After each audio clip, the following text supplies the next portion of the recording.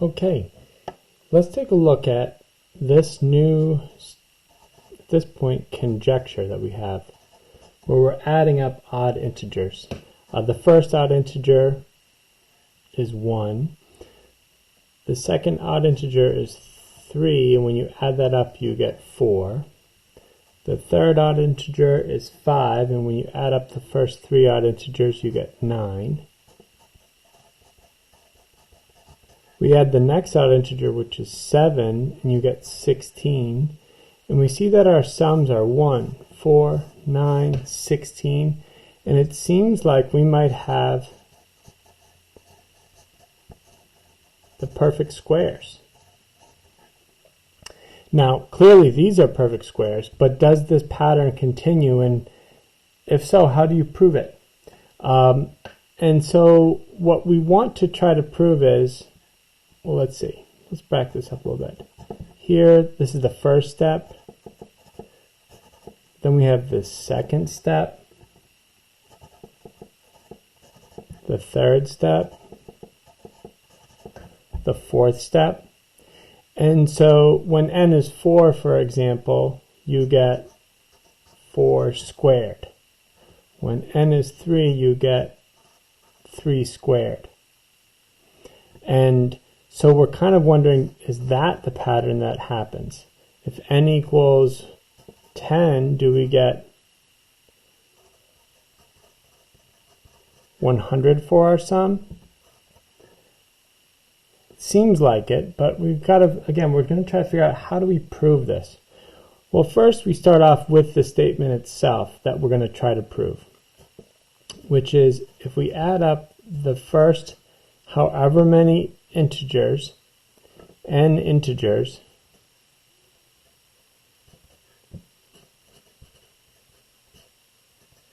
do we get that number of integers squared? Sorry, the first n odd integers. Do we get that number squared?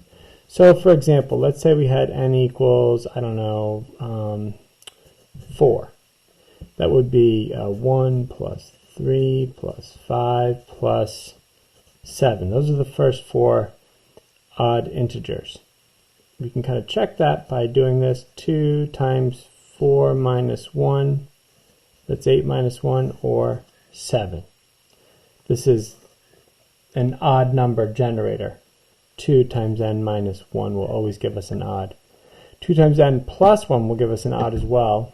2 times n minus 1 is what works in this particular pattern sequence. And then we wonder, what does this add up to? Well, this adds up to 16, and then using that formula, does that come out to 4 squared? Yes, it does. So we want to try to prove this, the part that's in the box there.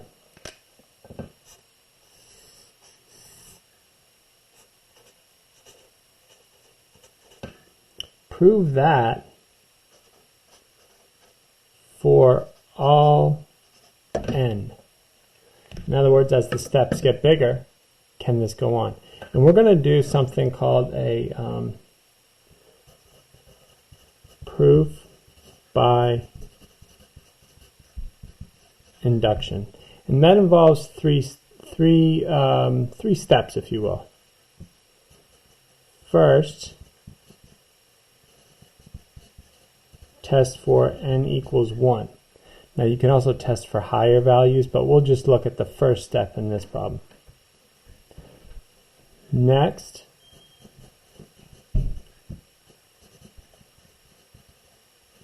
assume true for n equals k, some value of k.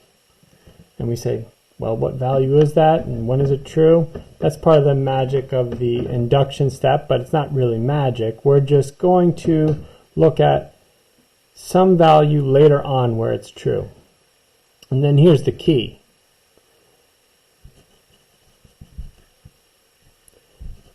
Use the assumption to show true for n equals k plus 1. In other words, what we're talking about is, if this is true, if we assume it's true, the key is the next one true? If the next step is true, then, and we have a first step of n equals 1, what we get is, it's like a domino effect. Once the first one goes, they all go. And we're trying to prove the they all go part. So our original question is 1 plus 3 plus 5 plus 2n minus 1 equals n squared. So let n equal 1. Is that going to be, will this formula hold? Well, 2n minus 1 is 2 times 1 minus 1, which is 1. So on the left side of the equation, we end up with 1. And on the right side, we have 1 squared, which is also 1. 1 equals 1. So it is true for n equals 1. Okay.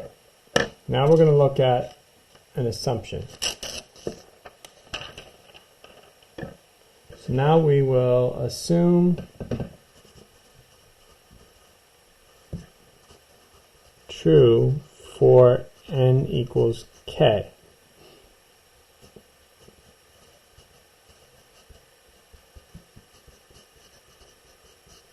Whoops, not 2n, 2k. And we're going to say, hey, that's going to be equal to k squared. Okay, there's our assumption. Now the last step is, what happens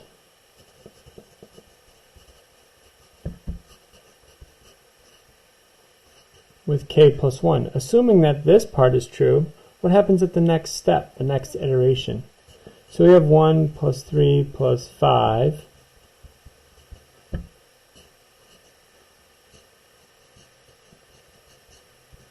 I got to pay attention to my parentheses there. I've got an extra k plus 1. And I'm going to say, hey, is this equal to k plus 1 squared? And I put a question because we don't know that yet. All right. So this is kind of where things can get kind of slick. Obviously, we have this dot, dot, dot. A whole bunch of steps all the way up to this k, in fact, k plus 1. And we don't know how many are in there, what those numbers are, but we know that they increase through all the odd values. And this is sort of a trick. I'm going to think about the number just before this 2 times k plus 1 minus 1. Well, that's going to be this right here.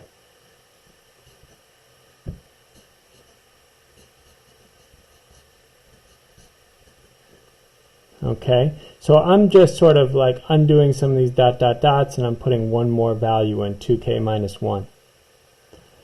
You might see that, hey, this whole part here,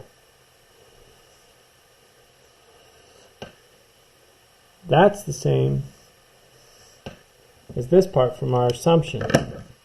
So I'm going to replace all of that with k squared.